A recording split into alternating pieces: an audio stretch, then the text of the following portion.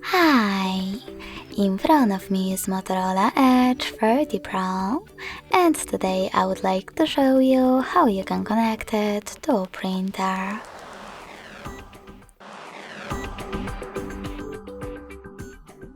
First of all, go into Settings and choose Connected Devices.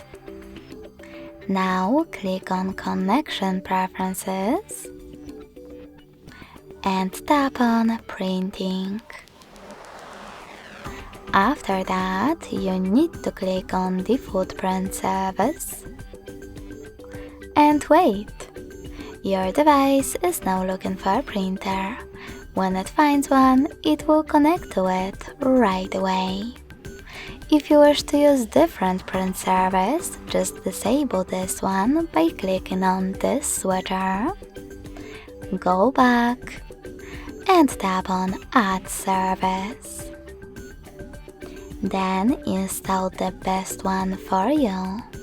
I will go with HP one.